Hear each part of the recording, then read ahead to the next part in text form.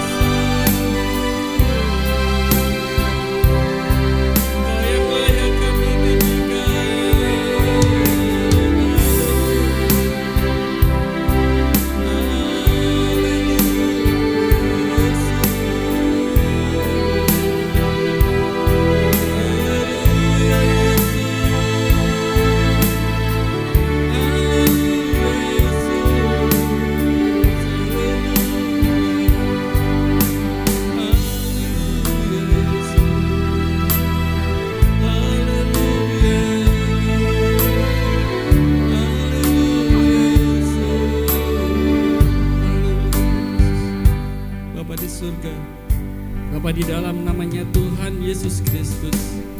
Kami bersyukur Bapa buat cinta kasih sayang-Mu di dalam kehidupan kami.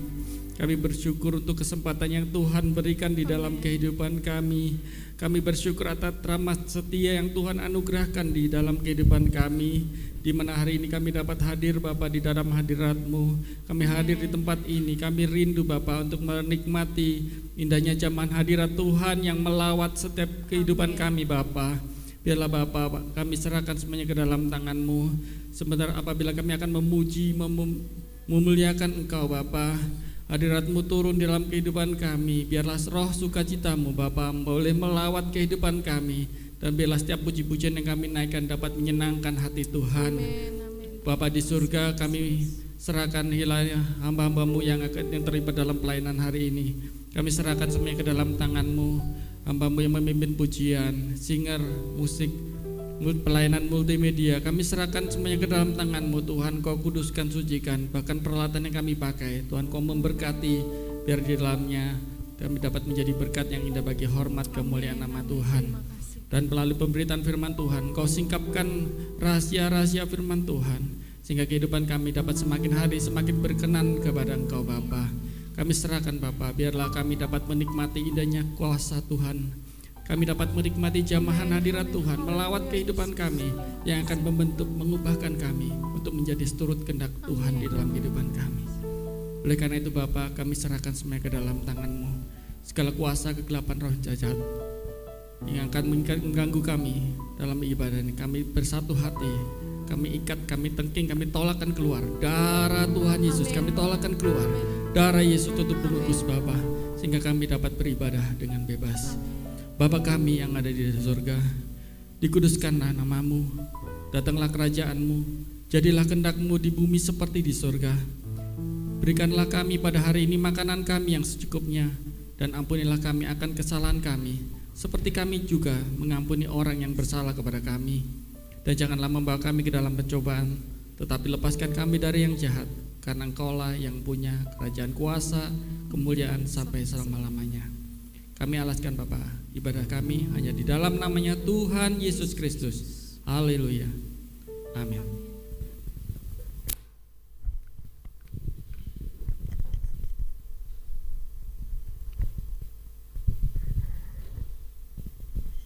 Shalom. Biarlah pada saat yang indah ini kita boleh datang kepada Tuhan. Kita boleh menikmati kasih Tuhan yang begitu indah dalam kehidupan kita. Kasih-Nya yang sungguh dahsyat, sungguh luar biasa. Mari kita bangkit berdiri. Kita rasakan hadirat-Nya. Kita rasakan lawatannya yang menjamah setiap hati kita. Haleluya Yesus.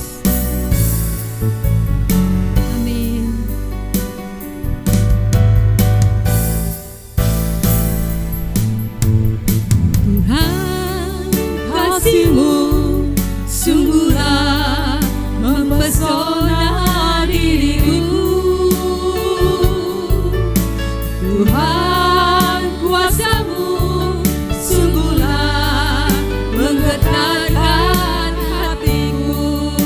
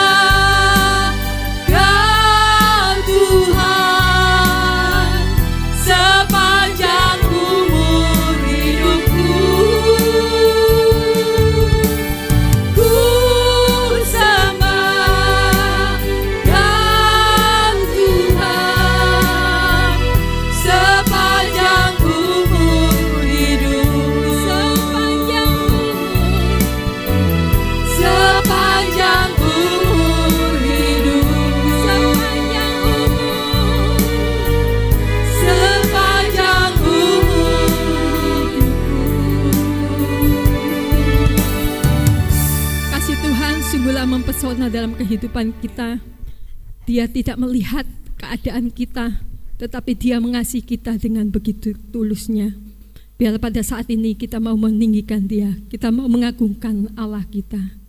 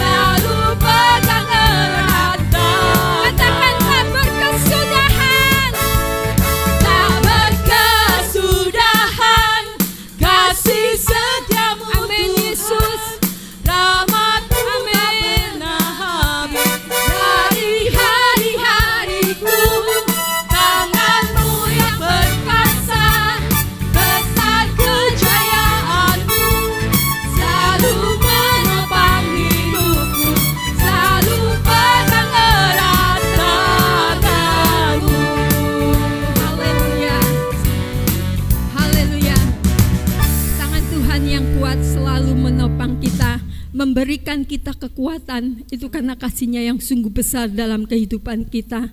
Biarlah pada saat ini kita menikmati kasih itu dalam setiap pribadi kita.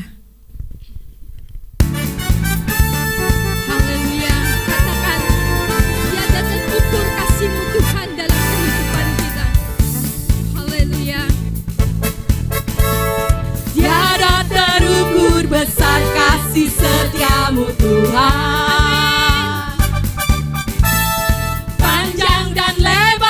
Melebihi lautan, jauh tinggi mengatasi langit, dalamnya tak dapat ku selami. Kasih setia-Mu kekal selamanya. Kasih setia-Mu kekal selamanya. Katakan, tiada terukur.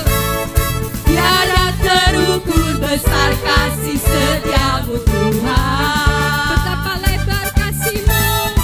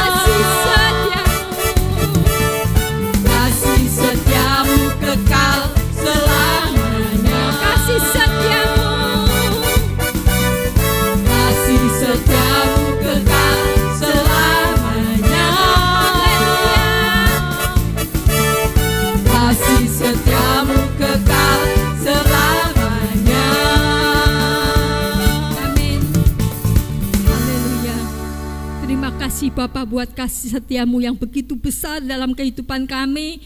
Terima kasih buat pertolonganmu yang tidak pernah habis dalam kehidupan kami Bapa, sehingga pada saat ini kami boleh kembali datang kepadamu, kembali kami beribadah kepadamu Bapa, kembali kami untuk menaikkan ucapan syukur kepadamu Bapa. Bapa yang surga, pada saat ini kami anak-anakmu memberikan persembahan ini, kuduskan Bapa. Kiranya Engkau memberkati setiap anak-anakmu, Kau berkati usahanya, pekerjaannya, mata pencariannya, sehingga apa yang dikerjakannya boleh berhasil, dan berkat-Mu senantiasa melimpah dalam kehidupan mereka Bapa. Dan juga buat hamba-Mu yang bertugas kolektan pada saat ini Bapa, kiranya Kau sertai kehidupannya, Engkau tolong akan kehidupannya, berikan kekuatan, berikan kesehatan, dan kami percaya bahwa campur tangan-Mu ada dalam kehidupannya. Terima kasih Bapa, kami mengucap syukur kepadamu. Hanya dalam nama Tuhan Yesus Kristus kami sudah berdoa dan mengucap syukur. Haleluya, amin. Haleluya. Tuhan sangat mengasihi kita. Hatinya ada bagi kehidupan kita. Dia sangat mengenal kita satu persatu. Apa yang ada di hati kita, apa yang ada di pikiran kita. Tidak ada perkara yang tersembunyi di hadapan Tuhan. Tuhan tahu akan keperluan kita. Tuhan tahu akan setiap masalah kita. Biarlah tangan Tuhan yang senantiasa menaungi kehidupan kita anak-anaknya. Biarlah pada saat ini kita boleh menikmati kasih-Nya yang menjamah kehidupan kita. Ini kami Bapa di hadapan-Mu. Layakkan kami Bapa untuk datang kepadamu, untuk lebih jauh lagi menikmati lawatan-Mu. Haleluya Yesus. Amin. Haleluya Yesus. Lebih dari yang telah ku pinta, lebih dari yang telah ku pikirkan, semuanya Engkau sediakan dalam hidupku.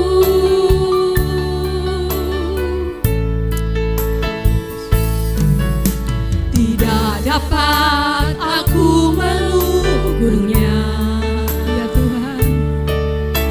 tidak dapat aku menghitungnya. Kebesaran kasih-Mu ya Tuhan yang Kau berikan. Kami mau mengucap syukur padamu Bapa.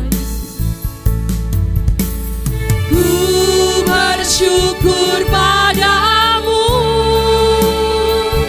Kau Tuhan yang mengasihiku. Kaulah jaminan hidupku, hatimu ada bagimu. Ku bersyukur padamu. Terima kasih Bapa buat kasih-Mu. Yang mengasihiku,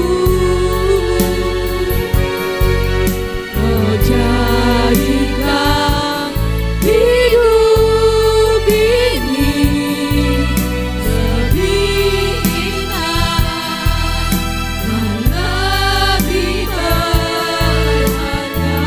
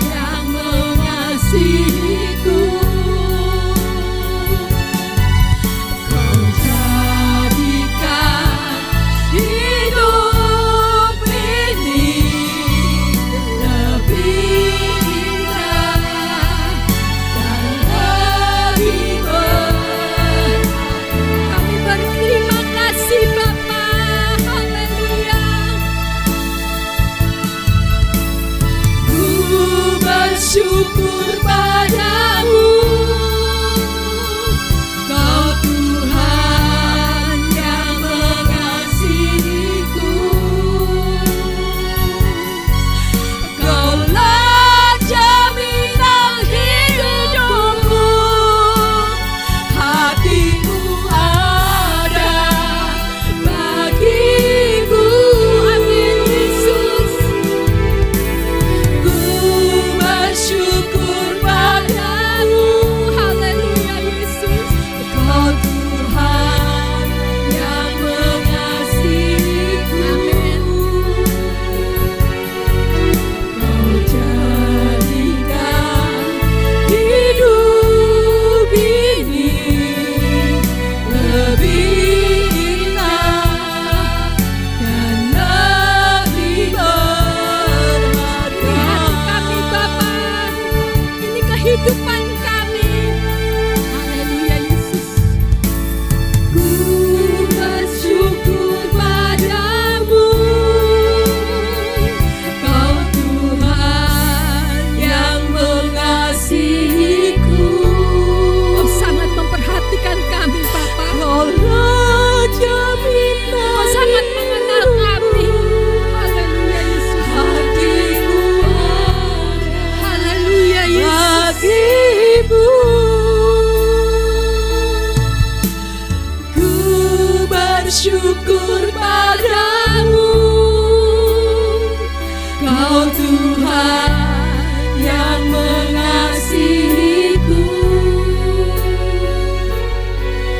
Kau jadikan hidup ini lebih indah dan lebih berharga. Kau jadikan hidup ini lebih indah dan lebih berharga. Haleluya. Terpujilah namamu Tuhan Yesus Kristus, Allah yang luar biasa, Allah yang senantiasa kami andalkan di dalam kehidupan kami. Betapa hebat dan dahsyatnya Engkau Tuhan, memelihara akan setiap kami anak-anak-Mu. Di dalam segala perkara, di dalam segala tindakan kami, Engkau yang ada di depan kami sehingga kami mampu melewatinya.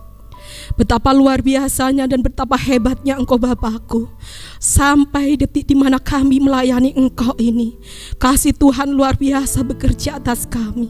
Pemulihan dari Tuhan luar biasa terjadi di dalam kehidupan kami. Kami bersyukur Tuhan buat pelayanan pagi hari ini. Kau percayakan setiap kami melayani Engkau di dalam puji-pujian, di dalam penyembahan.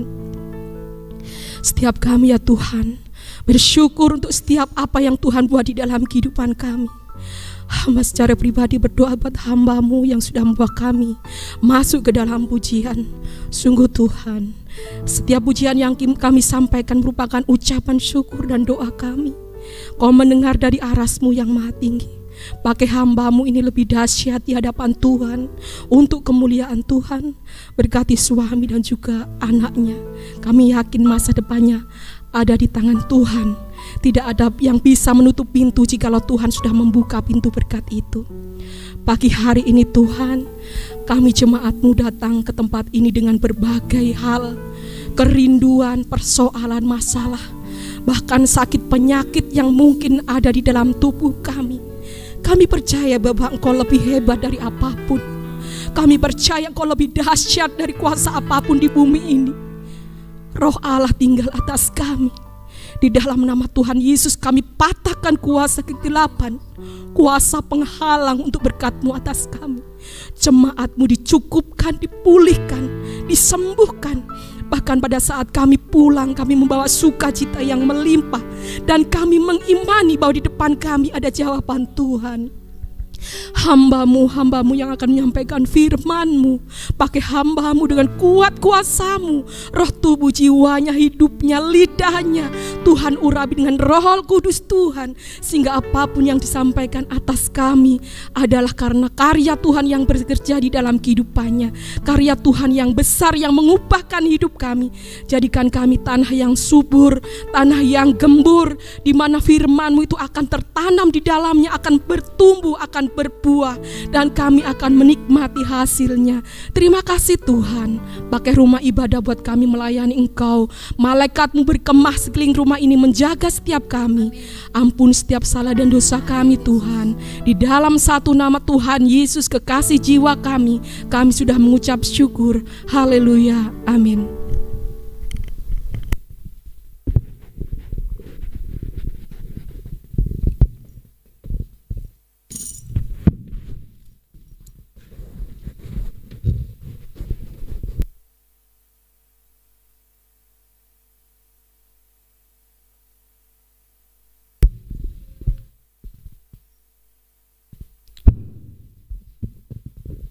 Puji Tuhan, saudara diberkati Tuhan, yang merasa Tuhan begitu memberkati. Oh puji Tuhan, banyak sekali ya. Puji nama Tuhan, saudara yang terkasih dalam Tuhan. Tadi pujian kita banyak berbicara tentang kasih penyertaan Tuhan yang hebat di dalam kehidupan kita. Amin. Dan sama seperti topik firman Tuhan kita pagi hari ini, kita akan baca di dalam Kitab Yeremia pasal yang ke-17 ayat yang ke-5 sampai 8. Saya undang bangkit berdiri kalau sudah menemukan. Kita akan baca, karena ini cuma sedikit, kita baca bersama-sama ya. Yeremia 17 ayat 5 sampai yang ke-8. Demikian bunyi firman Tuhan. 1, 2, 3. Beginilah firman Tuhan. Terkutuklah orang yang mengandalkan manusia, yang mengandalkan kekuatannya sendiri, dan yang hatinya menjauh daripada Tuhan.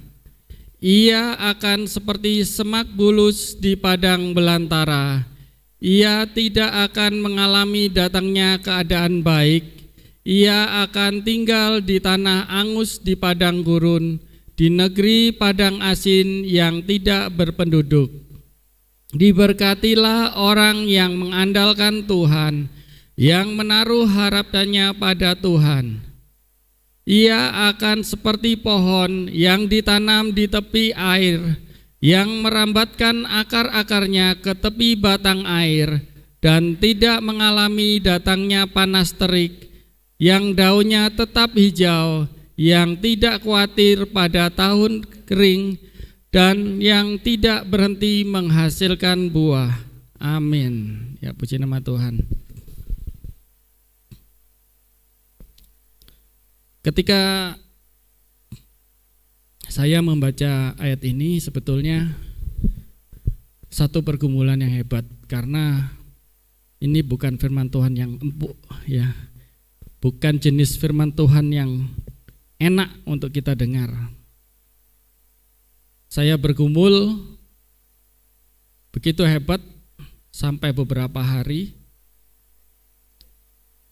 di mana Tuhan memang tunjukkan ayat ini yang merupakan nas firman Tuhan pada hari ini. Nah, saudara yang terkasih dalam Tuhan, manusia suka tentang hal yang baik dalam hidupnya. Kita tentu saja suka dengan yang namanya berkat ya. Kalau dibilang berkat, siapa yang enggak mau? Saya juga mau ya. Tetapi masalahnya kali ini dalam Yeremia disampaikan sesuatu yang berbeda dengan firman Tuhan yang lain. Kalau di Perjanjian Lama, di kitab Keluaran, Bilangan, Ulangan, beberapa kali dibahas tentang berkat dan kutuk. Biasanya berkat itu disampaikan dulu. Diberkatilah orang yang bla bla bla dan seterusnya. Nanti kalau tidak mau melakukan, baru ada namanya hukuman. Itu di Perjanjian Lama, rata, hampir semuanya seperti itu. Tetapi kali ini Nabi Yeremia berkata hal yang berbeda. Yang tadi kita baca mengingatkan, memberikan peringatan keras kepada bangsa Israel.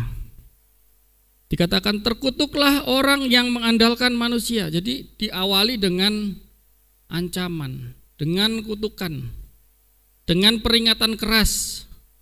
Kalau boleh saya katakan, ini sebetulnya disampaikan bukan kepada bangsa Israel yang lain, sebetulnya disampaikan kepada bangsa Yehuda. Karena bangsa Yehuda itu umat pilihan Allah. Yehuda adalah keturunan keempat dari anaknya Yakub. Ya, anak keempat, anaknya dari Lea. Dan di garis keturunan Yehuda ini sebetulnya adalah garis keturunan orang yang disiapkan oleh Allah untuk menjadi pemimpin. Kalau kita perhatikan Yehuda itu nanti akan ada muncul raja-raja, orang hebat yang membantu raja dan sebagainya. Mereka akan ada dalam lingkungan kerajaan Israel. Dan mereka adalah orang yang sangat diperhitungkan dan bahkan mereka punya kuasa yang besar dari seluruh bangsa. Dari 12 suku itu dia termasuk suku yang dominan, suku yang punya pengaruh besar terhadap kehidupan bangsa Israel.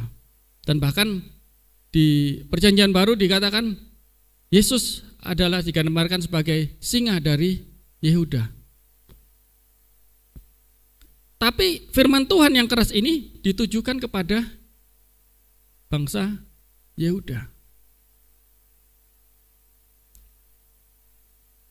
Orang yang dikasihi Tuhan dikatakan orang yang mendapatkan teguran yang keras. Kalau mungkin bangsa Israel yang lain tidak seperti itu, tetapi kepada bangsa Yehuda Tuhan memberikan satu peringatan yang keras. Karena apa? Karena mereka adalah umat pilihan. Bukan pilihan secara umum, tetapi yang dipilih Allah secara khusus. Yang diberkati Tuhan dengan berkat yang khusus. Kalau kita baca dalam kitab Keluaran, bagaimana orang Israel itu ketika mereka masuk tanah Kanaan, yang lain itu membagi tempatnya itu diundi ya. Tetapi Yehuda lain, dia langsung Yehuda dapat yang ini gitu. Kenapa? Karena yang terbaik. Mereka mendapatkan yang terbaik dan mereka dapat berkat yang luar biasa. Yang lain dapatnya diundi ya. Jadi kalau berkatnya bagus dapat gede, kalau nggak bagus ya dapat yang tanah yang agak kecil. Jadi kalau kita lihat nanti misalnya satu waktu kita lihat ada peta pembagian wilayah suku-suku di Israel itu ada yang dapat gede, ada yang dapat hampir 2, ada yang kecil gitu ya dan sebagainya. Nah, saudara yang terkasih dalam Tuhan, mengapa bangsa Yehuda ini dianggap melakukan kesalahannya? Coba kita lihat, perhatikan ayat yang tadi yang kita baca. Dikatakan terkutuklah orang yang mengandalkan manusia, yang mengandalkan kekuatannya sendiri, dan yang hatinya menjauh dari Tuhan. Bangsa Yehuda mengandalkan kekuatannya sendiri. Bangsa Yehuda mengandalkan pengertiannya sendiri. Mengandalkan apa yang mungkin maksudnya begini ya. Ketika kita mendengarkan firman Tuhan, mungkin kita juga sudah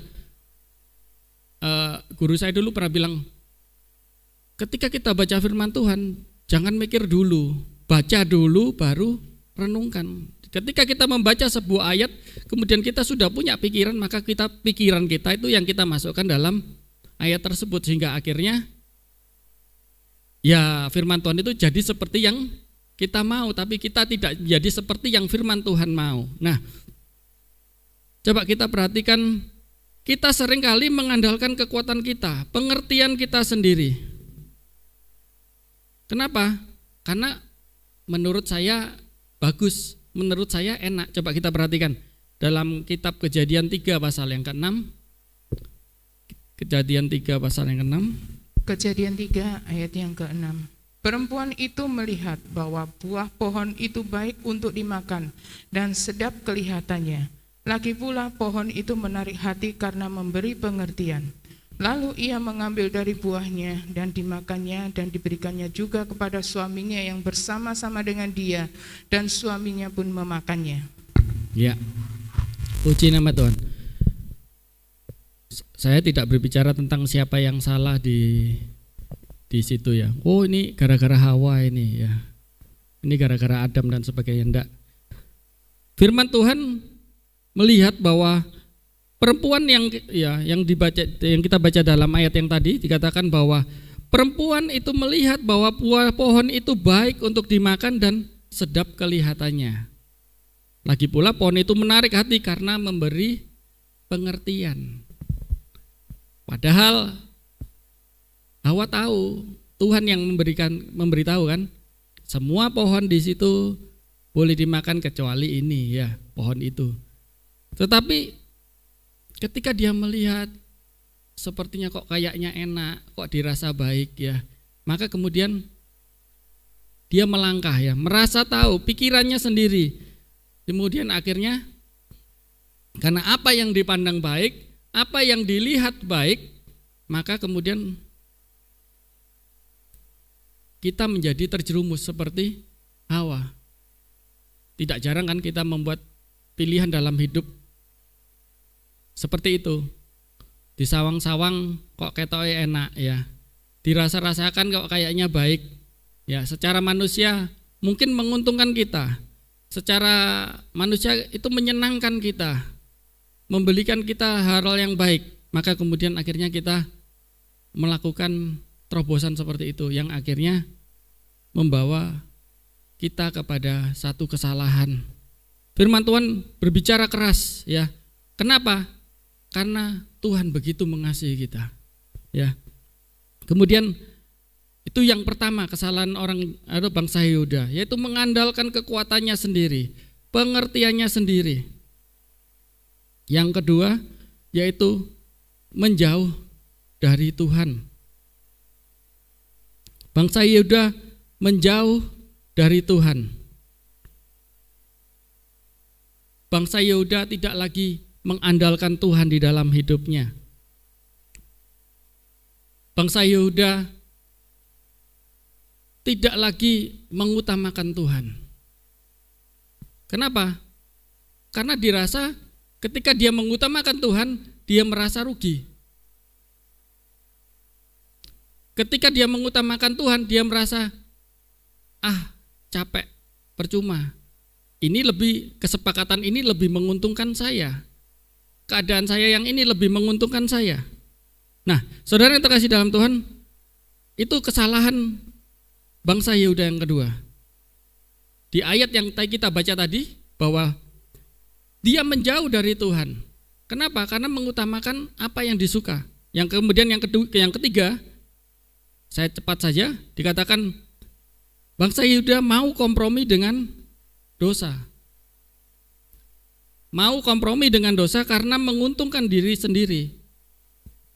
Bangsa Yehuda itu gini, mereka sebagai bangsa yang besar, sebagai bangsa yang punya pengaruh, mereka itu punya banyak kepentingan dalam hal politik, di kerajaan bangsa Israel sendiri. Mereka punya hal-hal yang banyak ya, kebutuhan banyak di sana. Nah, bangsa Yehuda ini dia kompromi dengan bangsa-bangsa lain. Sampai akhirnya muncul pernyataan dari Nabi Yeremia ini. Pernyataan yang keras yang mengingatkan bangsa Yehuda. Mengatakan sampai keras, katakan terkutuklah orang yang mengandalkan manusia, yang mengandalkan kekuatannya sendiri dan hatinya menjauh dari pada Tuhan. Kenapa? Setelah saya menggali konteks daripada perikop ini mengatakan bangsa Yehuda itu mereka tunduk dalam penyembahan berhala. Mereka mau untuk menghadiri acara-acara seperti itu. Mereka ada di sana dan bahkan mereka mau menerima. Padahal sebelumnya kalau kita perhatikan di zaman awal, di zaman raja-raja dan sebagainya itu, sampai Daud aja menumpas habis seluruh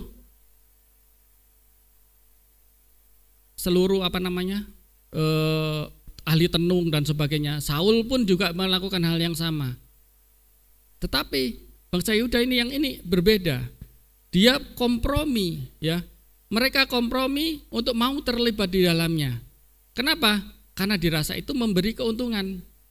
Karena gini, ketika mereka ikut melakukan itu, maka bangsa Yehuda akan dibantu dengan tentara-tentaranya kerajaan-kerajaan yang berbeda itu untuk membereskan urusan mereka. Nah, jadi mereka punya namanya, ya seperti zaman sekarang ada barter politik ya.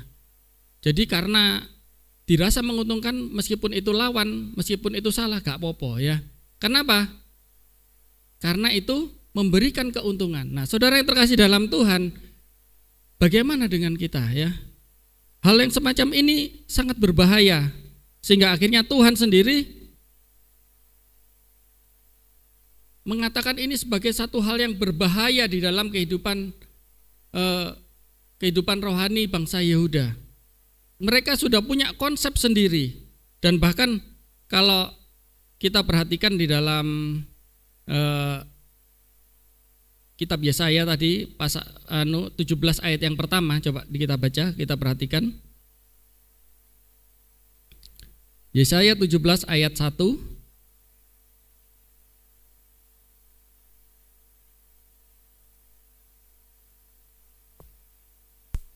Yesaya 17 ayat 1.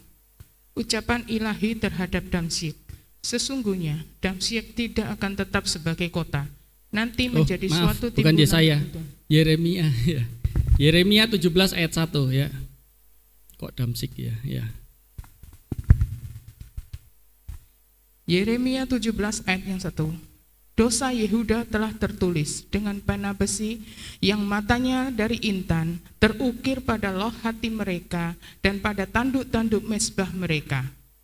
Ya, puji Tuhan. Dosa Yehuda dikatakan begitu dahsyat, begitu luar biasa. Dikatakan seperti ditulis dengan pena besi, ya, pulpen dari pena dari besi yang ujungnya dengan mata intan. Itu mengatakan sesuatu yang sangat tajam, sesuatu yang dikatakan kalau namanya intan adalah batu yang paling keras yang bisa menggores ya. Nah, kalau itu dituliskan pada hati berarti sesuatu hal yang luar biasa. Di dalam hati mereka itu ada dosa yang luar biasa. Tuhan katakan ini sesuatu yang dahsyat, yang mungkin tidak bisa diampuni. Sehingga akhirnya pernyataan ini disampaikan begitu keras kepada bangsa Yehuda. Kenapa? Karena sebetulnya Tuhan bukan benci kepada bangsa Yehuda, tapi Tuhan sangat mengasihi bangsa Yehuda. Tuhan sangat mencintai bangsa Yehuda, makanya dia mendapatkan teguran yang keras, dia mendapatkan hajaran yang keras, dan dia merasakan sesuatu yang himpitan yang luar biasa akhirnya dari Tuhan yang melanda kehidupan mereka. Kenapa? Karena kesalahan yang mereka lakukan ini fatal. Ketika dia sudah mulai undur dari Tuhan, dia mengeraskan hati, mempunyai konsep sendiri, dia mau kompromi dengan dosa. Ini satu hal yang mengancam kehidupan rohani bangsa Yehuda. Mereka sudah mulai merespon firman Tuhan dengan cara yang salah. Ketika Nabi Yeremia ini menegur bangsa Yehuda, saudara yang terkasih dalam Tuhan, bangsa Yehuda tidak menerima begitu saja. Ketika ditegur itu dia tidak menerima. Kenapa? Karena dia merasa dirinya benar. Dia merasa apa yang disampaikan benar dan sesuai dengan kebutuhan hidup dari bangsa itu. Kita perhatikan dalam Yeremia 17 ayat yang ke-15 ya. Yeremia 17 ayat yang ke-15. Sesungguhnya mereka berkata kepadaku, di manakah firman Tuhan itu? Biarlah ia sampai. Ya. Jadi ketika ditegur oleh Yeremia, dia tidak menerima. Dia tidak menganggap apa yang disampaikan Yeremia sebagai nabi Allah itu teguran. Sampai bilang, mana firmannya yang lain? Jadi seolah-olah Yeremia itu tidak menyampaikan apa-apa, tidak menegur apa-apa, dan diremehkan kehadiran sang nabi ini. Ini adalah satu hal yang luar biasa. Sampai akhirnya karena keadaan ini terjadilah yang namanya peristiwa pembuangan ke Babel. Mereka dibuang sebagai budak. Harta mereka dirampas. Bahkan mereka dikeluarkan dari tanah pusaka, dari tempatnya, dan mereka dikirim ke Babel untuk dijual, untuk diperlakukan sebagai budak. Itu bisa kita baca di dalam Yeremia 17 ayat yang keempat. Ya. Yeremia 17 ayat yang keempat. Engkau terpaksa lepas tangan dari milik pusakamu yang telah kuberikan kepadamu, dan aku akan membuat engkau menjadi budak musuhmu di negeri yang tidak kau kenal, sebab dalam murkaku api telah mencetus yang akan menyala untuk selama-lamanya. Ya, jadi itu penghukuman yang dijatuhkan Tuhan, kepada bangsa Yehuda, Israel secara umum, tapi yang banyak di antara mereka adalah bangsa Yehuda.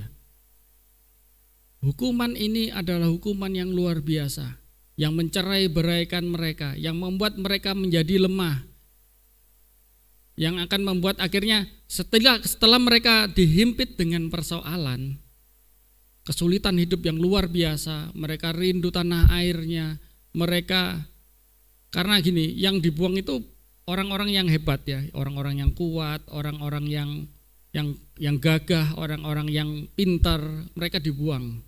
Sehingga akhirnya mereka, nah dalam keadaan yang sulit barulah akhirnya dalam pembuangan ini mereka mulai lagi ya. Ada nabi yang menyampaikan dan mereka mulai mau mendengar.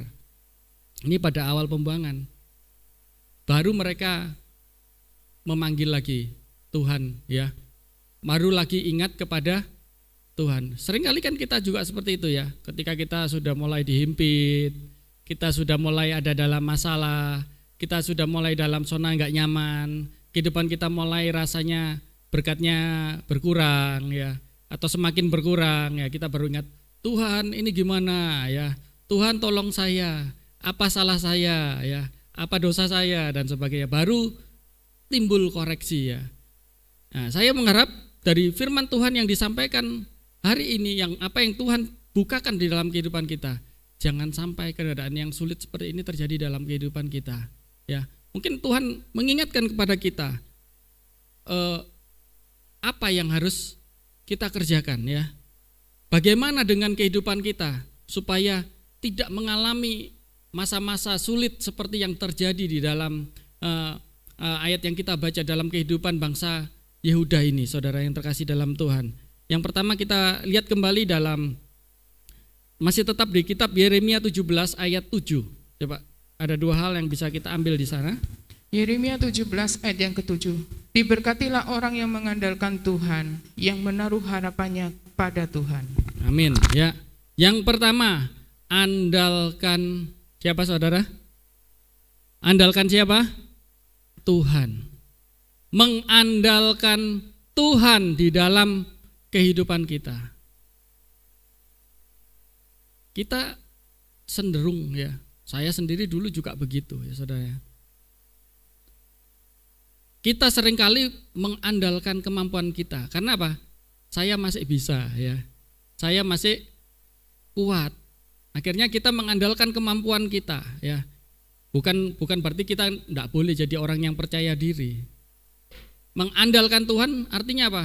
Menempatkan Tuhan sebagai prioritas di dalam kehidupan kita. Ketika kita mempunyai suatu masalah, ketika kita menghadapi suatu persoalan, kita andalkan Tuhan yang akan membantu kita mengerjakan. dalam masa sulitnya yang kita alami, kita andalkan Tuhan yang membantu kita. Karena apa? Kalau kita andalkan orang lain, yang ada nanti kita kecewa. Ketika kita mulai berharap orang lain akan menolong kita, mungkin pertolongannya tidak 100% akhirnya. Akhirnya kita bingung lagi, aduh, cari tolong siapa lagi ya. Itu Papi pernah bilang kalau sudah cari tolong sana sini sampai benjut gitu, baru sudah tidak dapat pertolongan, baru cari Tuhan. Tuhan ya opo. Nah itu ya, Tuhan ingatkan kepada kita, andalkan Tuhan di dalam kehidupan kita. Yang kedua, berpengharapan, ayat yang kita baca tadi, berpengharapan kepada Tuhan. Jadi kita berharap Tuhan yang bisa ubahkan, Tuhan yang akan mencukupkan. Biasanya dalam hal kebutuhan, biasanya kita kalau ngomong berpengharapan kepada Tuhan, oh berarti nanti Tuhan cukupkan ya. Oh berarti ini uang ini pasti ini. Oh ini pasti butuhnya berkat. Padahal bukan ya.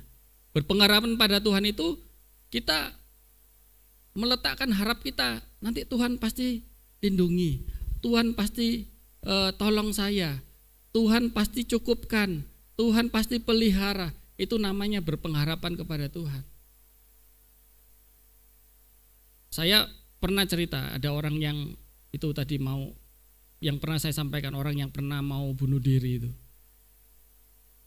Dia frustasi. Padahal saya hitung hartanya ya sih banyak ya saudara. Dia rugi cuma sedikit, cuma sekitar 2,5 M ya. Sedikit ya saudara ya. Mau bunuh diri ya. Dia bilang, ini nek tak untuk bayar utangnya sales, bayar asuransi, bayar kreditan rumah. Ini barang-barang tak jual ndak nutut ya. Terus akhirnya mending saya tak mati saja. Dia sudah beli tali saudara ya. Saya sampai ngeri, kalau masih ingat-ingat talinya itu, ini saya bawa, saya sudah mau beli ini ya.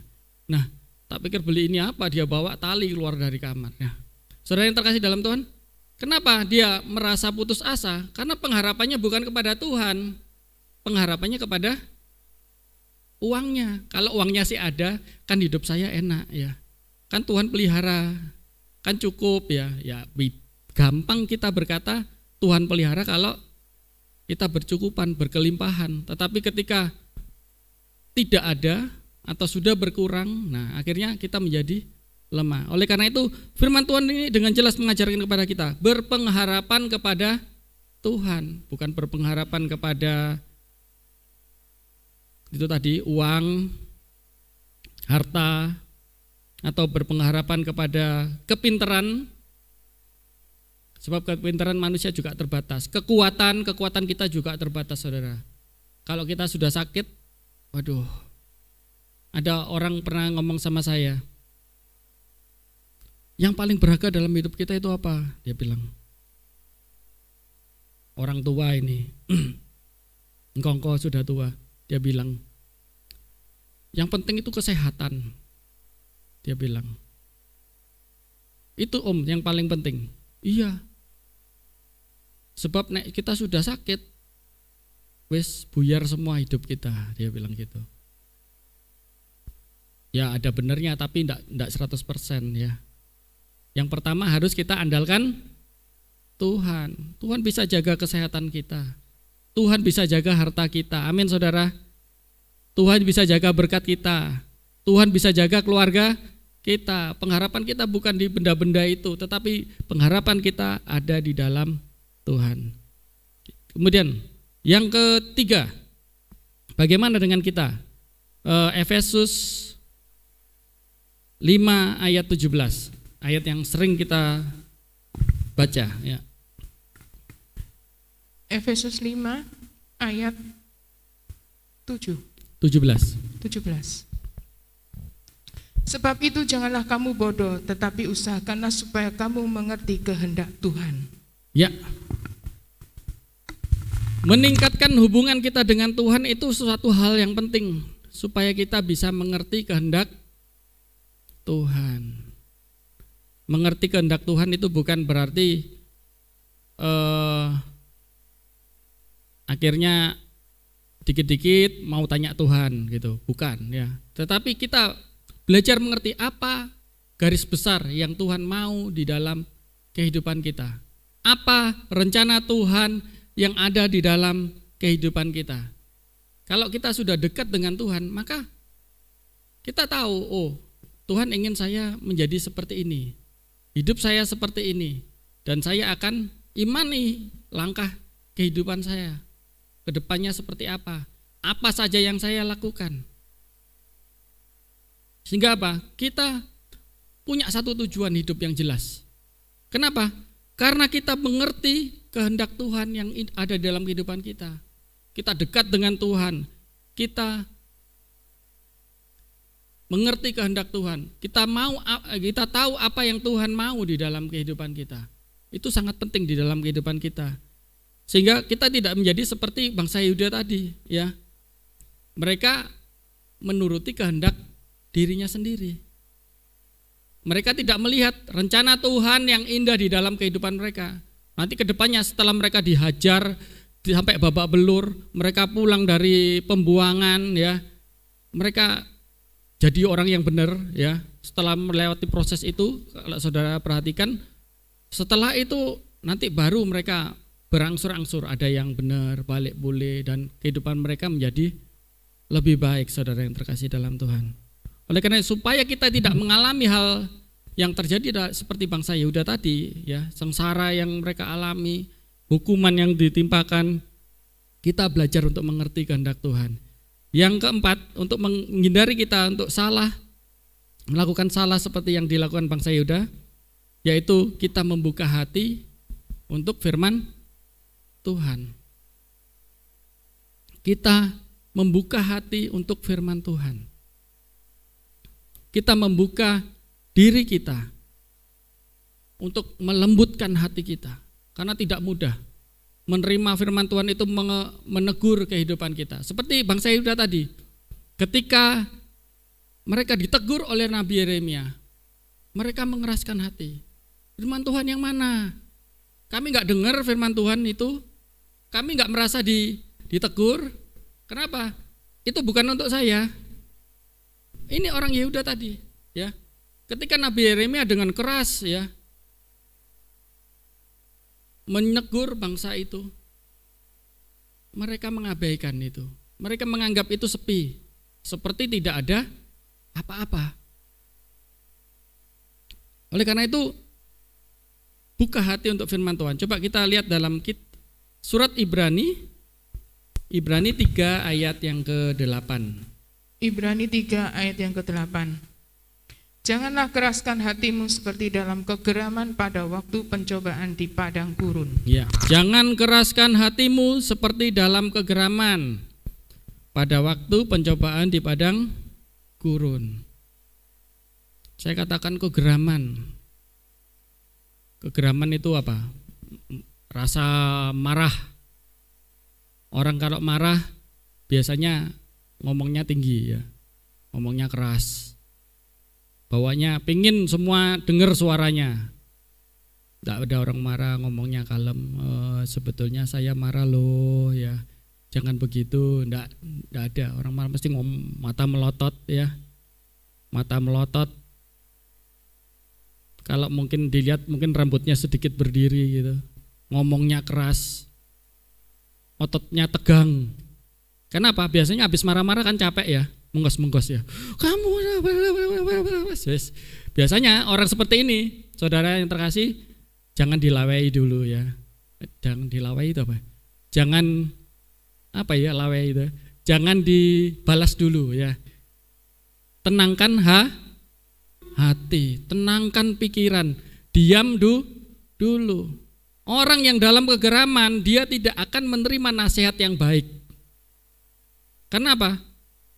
Voltasenya tinggi, kabelnya konslet, otaknya juga konslet, ya. Ngomong, maki-maki, ngelokno, ngalor ngidul, ya, semua dimarahi. Kucing nyabrang mungkin ditendang, ya. Kenapa? Tidak pada tempatnya. Kenapa? Semua salah, yang benar Siapa saudara? Ya dia yang marah ya. Makanya orang marah selalu benar ya, itu repot ya. Kalau sudah begitu, nasihat firman Tuhan sebagus apapun, seandainya Musa turun ke dunia ngomong sama dia nggak akan reken kok ya. Kenapa? Karena hatinya dipeluapi dengan kegeraman, marah, nggak ngurus ya. Apapun nasihatnya, siapapun yang ngasih nasihat, nggak ngurus. Kenapa? Tegangannya tinggi, konslet ya. Dia tidak mau mendengar ya. Oleh karena itu katakan tadi firman Tuhan, buka diri untuk firman Tuhan. Jangan seperti orang yang marah ini. Ya, pokoknya aku betul, berarti firman Tuhan bukan untuk aku. Itu firman Tuhan untuk orang lain, untuk tetanggaku, untuk temanku, untuk saudaraku, untuk adikku, untuk kakakku, untuk si ini, ya. Bukan untuk dia. Saudara yang terkasih dalam Tuhan, coba kita lihat lagi di dalam kitab Mazmur, ya, Mazmur 95 ayat yang ke-8. Mazmur 95 ayat yang ke-8. Janganlah keraskan hatimu seperti di Meriba, seperti pada hari di masa di padang gurun. Ya, jangan keraskan hati seperti di Meriba. Di Meriba ini satu peristiwa besar. Orang Israel haus di Mara dan di Meriba. Mereka sudah haus. Mereka sudah capek. Mereka sudah lelah dengan perjalanan yang jauh. Kemudian mereka itu pengen minum. Setelah minum lihat air. Setelah diminum airnya gak enak ya, airnya pahit ya. Kalau sekarang mungkin karena kapurnya tinggi, magnesiumnya enggak tahu lah. Alkitab enggak bilang seperti itu ya. Itu banyak tafsiran seperti itu. Tapi yang jelas airnya pahit, enggak enak. Kemudian akhirnya Tuhan izinkan buat mujizat di sana. Mereka minum dengan puas, tapi setelah itu mereka enggak mau pergi dan sebagainya. Dan akhirnya mereka gegeran di sana, saudara yang terkasih. Nah, mereka mengeraskan hati ya. Ada kepahitan dalam hatinya. Mereka tidak mengubah hidupnya. Kenapa? Karena sudah jerah ya.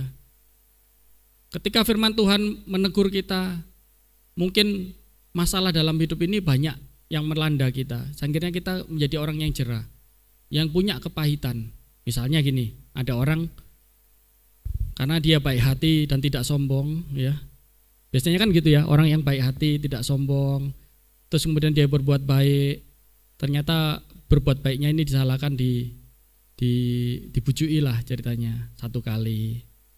Terus kemudian besok lagi nolong orang lagi, dibujui lagi ternyata. Besok lagi nolong lagi, dibujui lagi. Terus kemudian nolong orang lagi, dibujui lagi gitu. Misalnya ya sampai gitu. Akhirnya timbul rasa jerah kan, rasa kapok. Oh kalau gini enggak usah melakukan. Nah, ketika firman Tuhan menegur, mengajar untuk tidak seperti itu, biasanya berdasarkan pengalaman saya ya itu kan kita sering pakai logika kita, pengalaman kita pakai di dalam hidup. Akhirnya kita ketika firman Tuhan itu mengajar kita, membentuk kita menolak. Kenapa? Gak cocok sama pikiran saya. Ini pengalaman saya enggak gitu. Ini omongannya pendeta ini omongannya hamba Tuhan kayak gitu memang. Tetapi tidak cocok dengan pengalaman saya. Seringkali kita menjadi seperti itu. Kita akhirnya mengeraskan hati lagi ya. Ketika kita dengar firman Tuhan untuk mengubah kita, membentuk kita menjadi pribadi yang Tuhan mau lebih baik, kita tolak ya. Kenapa? Tidak cocok dengan saya, dengan pengalaman saya. Nah, kadang-kadang kita sering berpegang seperti seolah-olah pepatah dunia katakan, pengalaman adalah guru yang berharga. Memang itu pepatah, tetapi itu bukan firman Tuhan ya. Harusnya kita Kita belajar dari firman Tuhan, bukan dari pengalaman. Sebab pengalaman itu memang memberi pelajaran hidup kepada kita. Tapi bukan berarti kita tidak boleh berubah sesuai dengan firman Tuhan, saudara yang terkasih dalam Tuhan. Oleh karena itu kita perlu membuka hati firman Tuhan. Kalau kita meskipun punya pengalaman yang berbeda, itu bagian dari firman Tuhan yang mengubah kehidupan kita. Kita harus mau terima, saudara. Jangan seperti tadi orang yang marah, orang yang dalam kegeraman, kemudian orang yang berpegang pada pengalaman hidup. Yang ketiga, coba kita perhatikan bagaimana cara kita untuk membuka hati. Coba kita lihat dalam surat Ibrani pasal yang ketiga ayat 15. Ibrani 3 ayat yang 15. Tetapi apabila pernah dikatakan, pada hari ini jika kamu mendengar suaranya, janganlah keraskan hatimu seperti dalam kegeraman. Ya, dikatakan pada hari ini. Ya, kalau Alkitab berbicara tentang pada hari ini, dikatakan jika kamu mendengar suaranya, jangan keraskan hatimu. Ya, jangan keraskan hati kita. Buka hati untuk firman Tuhan. Alkitab katakan pada hari ini. Kapan, saudara? Hari ini. Kapan? Sekarang. Bukan besok. Bukan nanti kalau sudah enak, lakukan firman Tuhan. Nanti kalau engkau sudah diberkati, lakukan firman Tuhan. Enggak. Firman Tuhan bilang kapan? Pada hari ini. Ketika kita mendengar firman Tuhan, langsung kita respon. Ya Tuhan, hari ini aku akan melakukan. Amin, saudara. Amin, saudara. Coba bilang sama sebelahnya, pada hari ini. Pada hari ini, katakan, pada hari ini, sekarang saya mau melakukan firman Tuhan. Ya. Kenapa? Ketika kita mau melakukan firman Tuhan hari ini, maka kita mengalami perubahan, ya. Kita mulai dibentuk firman Tuhan, meskipun rasanya nggak enak, ya. Pembentukan firman Tuhan itu tidak selalu enak, saudara. Ya, pembentukan firman Tuhan itu tapi akan mengubah kita menjadi orang yang lebih berkualitas, orang yang lebih berharga di dalam Tuhan. Ya, saudara yang terkasih dalam Tuhan. Kemudian yang kelima, ya, ada 5 hal memang supaya kita tidak jatuh seperti bangsa Yehuda. Efesus 4 ayat 27. Efesus 4 ayat ke-27. Dan janganlah beri kesempatan kepada iblis. Ya, jangan beri kesempatan kepada iblis supaya kita tidak kompromi. Kompromi dengan apa? Dengan dosa. Dosa kecil-kecilan tinggalkan. Amin, saudara. Amin, saudara. Dosa kecil-kecilan tinggalkan. Amin, saudara. Dosa sedang-sedang tinggalkan, saudara. Dosa yang besar mau ditinggalkan, saudara. Amin, ya. Kita tinggalkan, ya. Jangan beri kesempatan. Kenapa? Seringkali kita jatuh dalam dosa itu karena hal-hal yang kecil-kecil ini. Kalau kita sudah lihat batu gede, batu sak sepeda motor, ya, enggak mungkin kita akan jatuh, ya. Kenapa? Kita hindari. Kenapa? Gede. Tapi kerikil yang kecil itu seringkali membuat kita jatuh, kesandung. Kenapa? Enggak kelihatan. Kita enggak melihat. Pertama, kita tidak melihat itu sebagai dosa. Ya. Tidak melihat itu menjadi masalah. Dan tidak dilihat orang lain. Tahu-tahu kita jungkel, ya. Kita lihat, oh, ternyata akhirnya jatuh dalam dosa, ya. Kenapa? Karena tidak waspada, memberi kesempatan untuk lengah. Ya. Bahkan yang lebih keras lagi, Tuhan Yesus pernah menegur muridnya dengan kata-kata yang enggak enak. Kalau saudara ditegur sebelahnya gitu, ngomong seperti ini paling langsung kampleng, ya. Coba kita lihat Injil Matius 16 ayat 23. Coba kita perhatikan.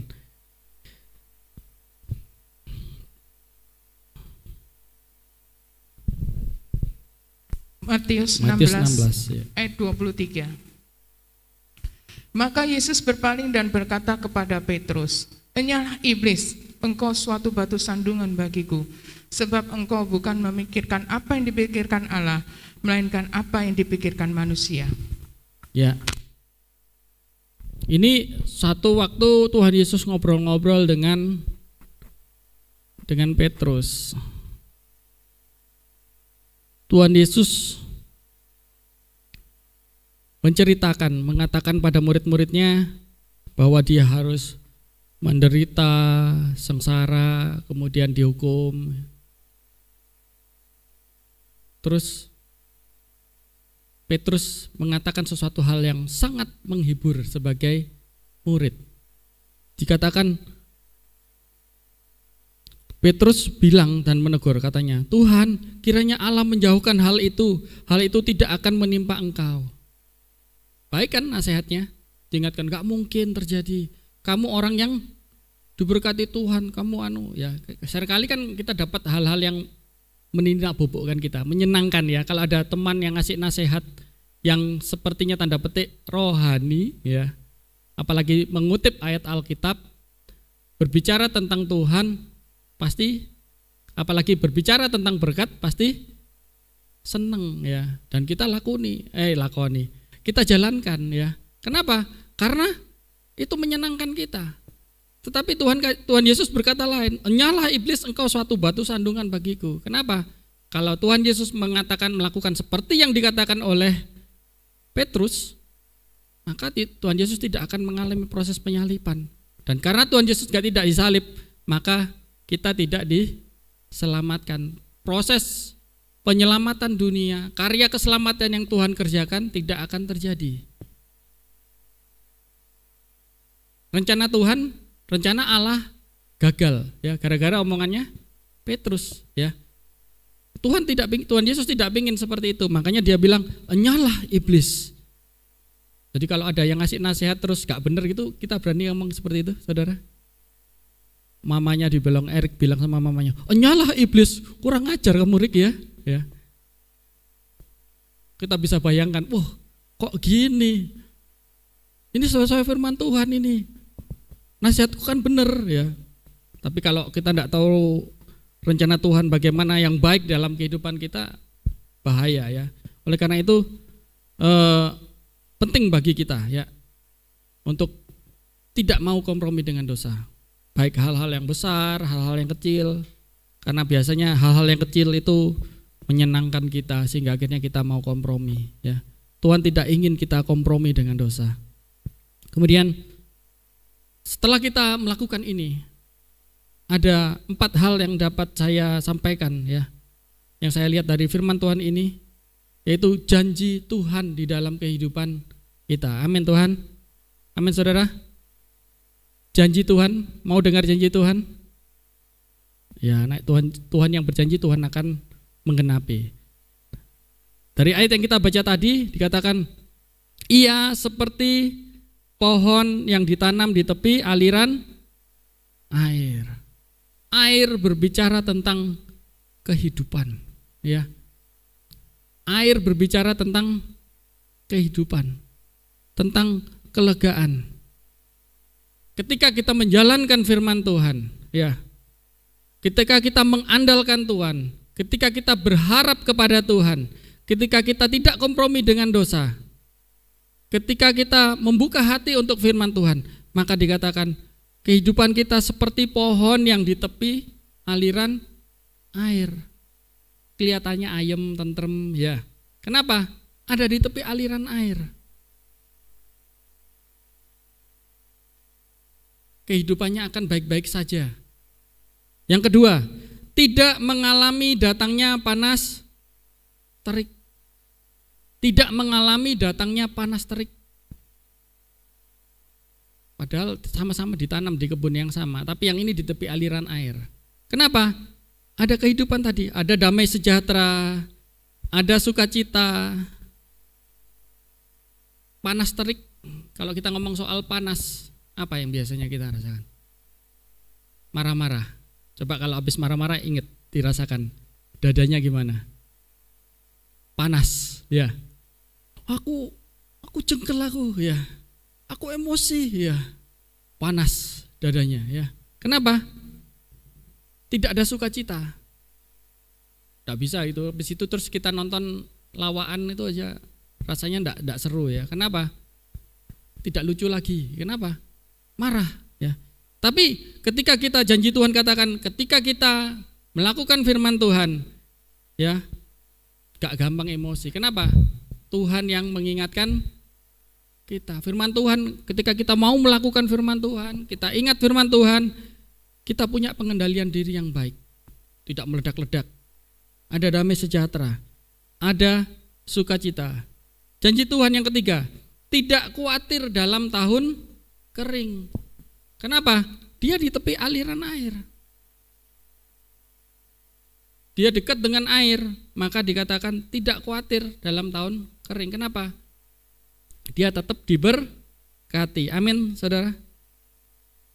Meskipun iklimnya paceklik sekarang, tetap diberkati. Amin, saudara. Kerjanya tetap laris, saudara. Tetap dibayar, saudara. Tetap ramai, saudara, orderannya. Ya, itu berkat Tuhan, janji Tuhan, ya. Dan tidak berhenti menghasilkan buah. Yang keempat, bukan saja menerima tetapi memberi, ya. Tidak berhenti menghasilkan buah. Tidak berhenti menghasilkan buah. Bukan hanya diberkati tetapi akan menjadi berkat.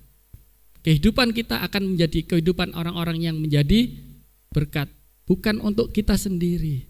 Pohon jambu tidak makan jambunya, saudara. Amin, saudara.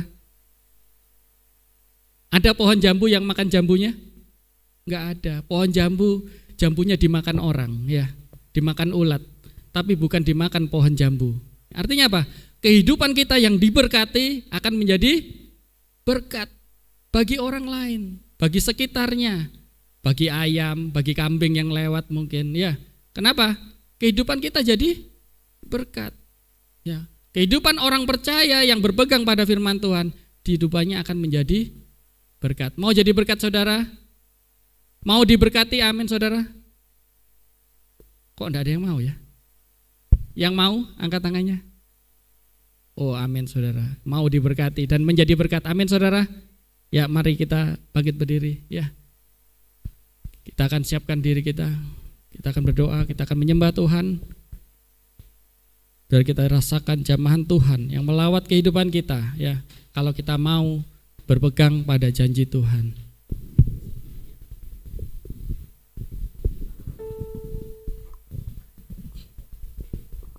Kita pujikan satu pujian. Selidiki aku. Haleluya Yesus. Haleluya Yesus.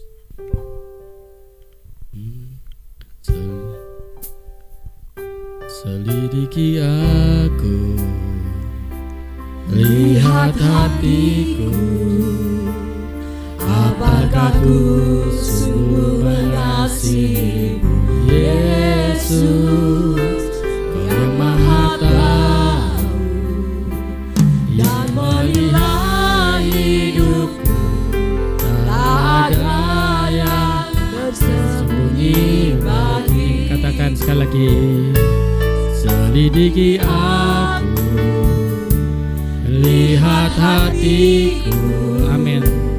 Apakah ku sungguh mengasihimu, Yesus, Kau yang Maha Tahu, yang menilai hidupku, tak ada yang tersembunyi bagimu.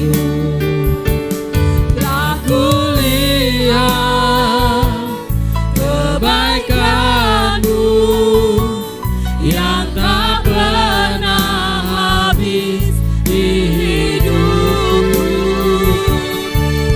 berjuang sampai akhirnya Kau dapati aku tetap setia.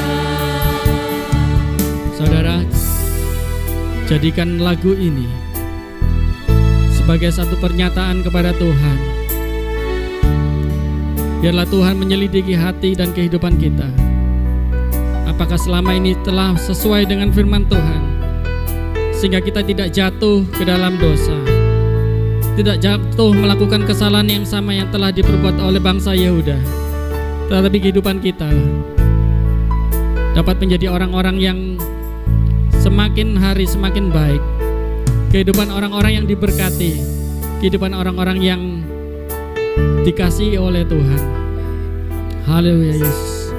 Mari kita angkat pujian ini sama-sama, kita nyatakan dari hati kita. Haleluya.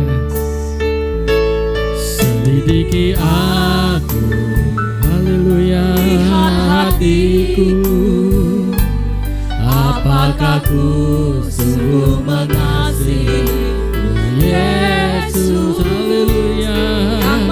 Tahu amin Tuhan menilai hidupku, tak ada yang tersembunyi bagi. Katakan, tak kulihat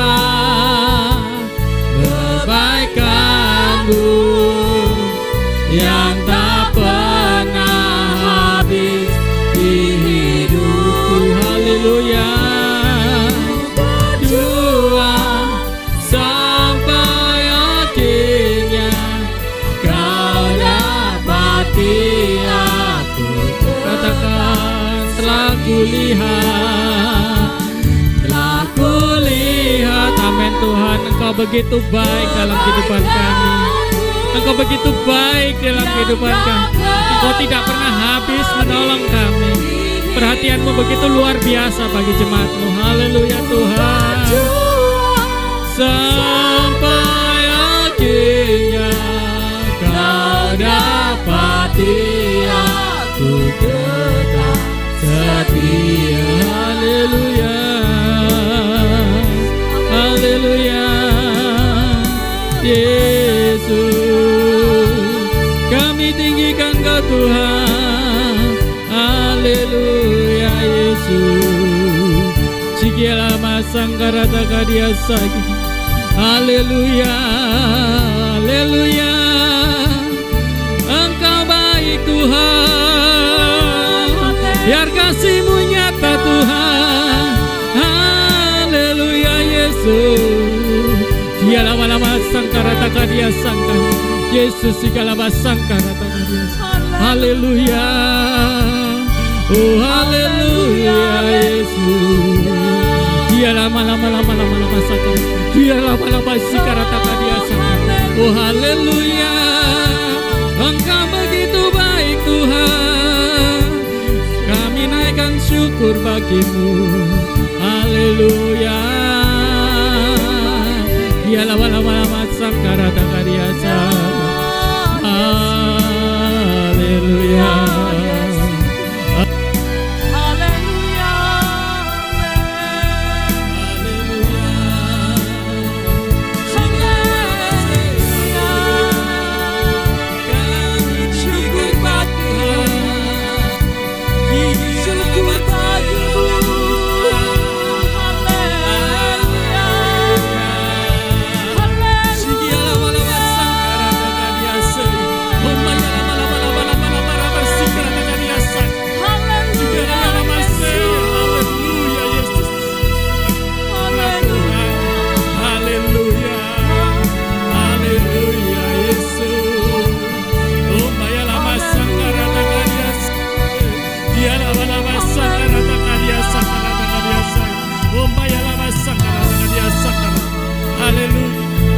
Kuduskan obatan ini dalam nama Yesus. Haleluya. Kuduskan obatan ini. Haleluya.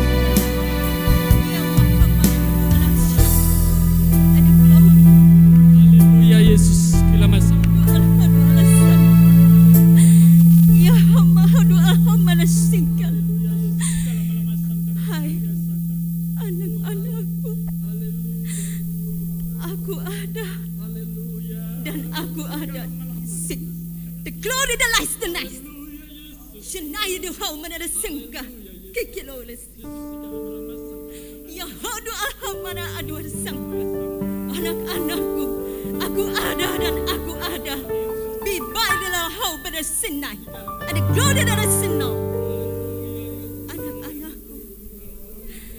Ya wahami ashtin haideku alhadu alham ashtin aham awil.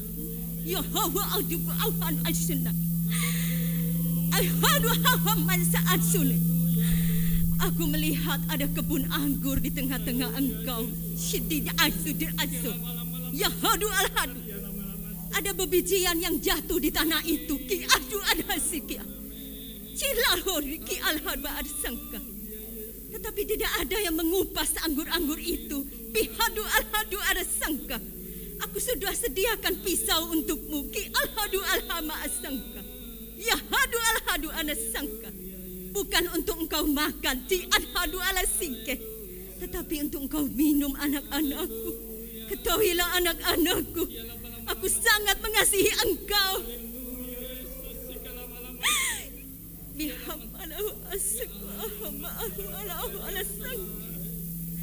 Tidak aku biarkan engkau jatuh. Aku melihat banyak anak-anak kecil di kebun-kebun itu. Aku melihat mereka berkeliaran. Ahabu amasika asu. Yahadu ala sangka. Kesenare. Hambaku.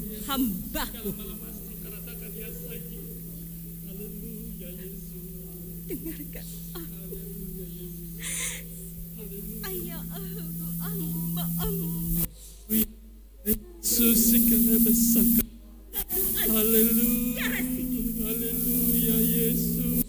Haleluya Yesus. Haleluya.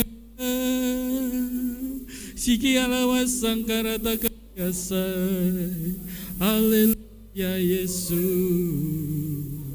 Kami tinggikan Kau Tuhan. Haleluya. Segala melama sangkarata karya sang. Yesus kus nama sangkarata. Haleluya. Haleluya.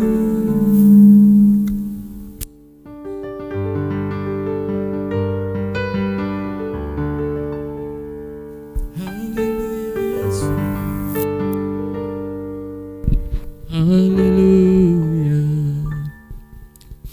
Engkau begitu baik Bapa. Rahmat setiamu begitu besar di dalam kehidupan kami. Berkat sukacita yang Kau berikan, biarlah Tuhan tetap ada di tempat ini.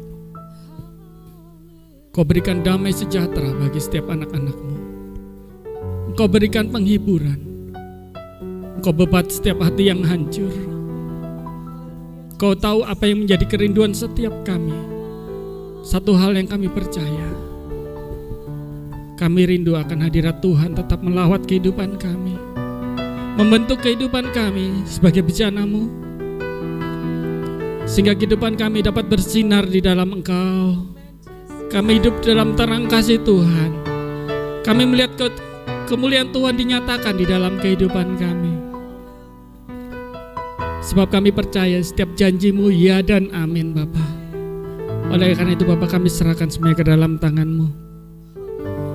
Biarlah setiap bagian firman-Mu tinggal tetap di dalam kehidupan kami. Biar setiap bagian firman-Mu melekat di dalam kehidupan kami, sehingga mengubahkan kehidupan kami menjadi pribadi yang berkenan kepada Tuhan. Pribadi-pribadi yang menyenangkan hati Tuhan. Dan kehidupan kami menjadi berkat yang indah bagi hormat kemuliaan nama Tuhan. Oleh karena itu Bapa, kami serahkan hamba-Mu berdoa untuk sidang jemaat-Mu. Tuhan, Kau memberkati setiap sidang jemaat-Mu yang hadir pada kesempatan hari ini. Tuhan, Kau memberkati kehidupan. Kau memberkati dengan kesehatan, kekuatan yang daripada Tuhan. Rahmat, sukacita, damai sejahtera Kau berikan di dalam kehidupan setiap anak-anak-Mu. Dan setiap kebutuhan-kebutuhan, setiap apa yang mereka rindukan Bapa. Tuhan, Kau menjamah setiap hati. Engkau menjamah setiap kehidupan kami Bapa, anak-anak-Mu, sehingga kami dapat melihat kemuliaan Tuhan nyata di dalam kehidupan kami. Engkau ada menolong setiap kebutuhan kami. Engkau ada setiap menolong setiap keperluan kami. Sebab kami hanya dapat mengandalkan Engkau sebagai Tuhan dan Juru Selamat di dalam kehidupan kami. Bapa, Engkau memberkati usaha mata pencarian. Engkau memberkati pekerjaan kami. Engkau bahkan memberkati anak-anak-Mu yang mungkin harus mencari kerja. Tuhan, Engkau memberkati setiap apa yang kami kerjakan, sehingga di dalam apa yang kami kerjakan mendatangkan kebaikan bagi hormat kemuliaan nama Tuhan, dan bahkan kemenangan-kemenangan Bapa yang besar, yang luar biasa, yang menolong setiap anak-anak-Mu yang ada di tempat ini. mereka akan dapat mendapatkan pertolongan penghiburan yang dari Tuhan, dan bahkan setiap apa yang mereka rindukan, cita-citanya dapat berhasil bagi hormat kemuliaan nama Tuhan. Hamba juga berdoa untuk anak-anak-Mu yang bersekolah. Tuhan, Kau jadikan anak-anak kami sebagai anak-anak yang pandai, sehingga Tuhan, biarlah kami semuanya dapat melihat Engkau penyertaan-Mu begitu luar biasa, sehingga melalui kehidupan anak-anak kami, Tuhan, mereka dapat menjadi saksi yang indah bagi hormat kemuliaan nama Tuhan. Dalam studi mereka dapat berhasil, meskipun harus melalui kegiatan online. Dalam masa pandemi ini kami serahkan semua ke dalam tangan Tuhan, sehingga biarlah kasih penyertaan Tuhan selalu ada dalam kehidupan setiap anak-anak kami. Tuhan, kami serahkan semuanya ke dalam tangan-Mu. Hamba memuji kebesaran-Mu.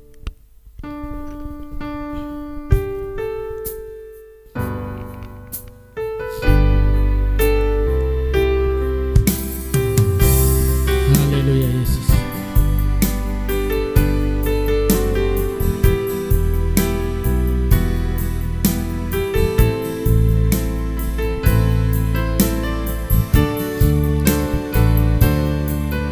Haleluya.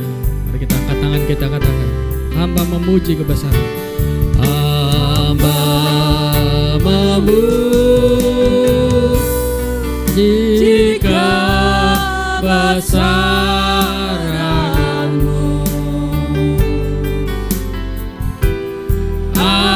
Ajaib Tuhan,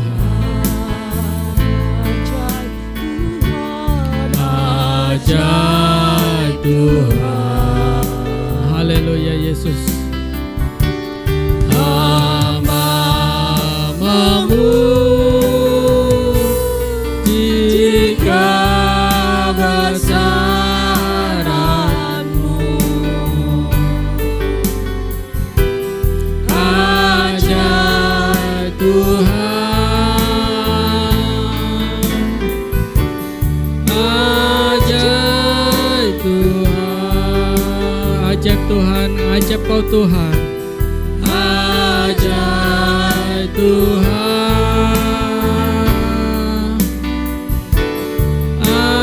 ajaib Tuhan. Haleluya Yesus.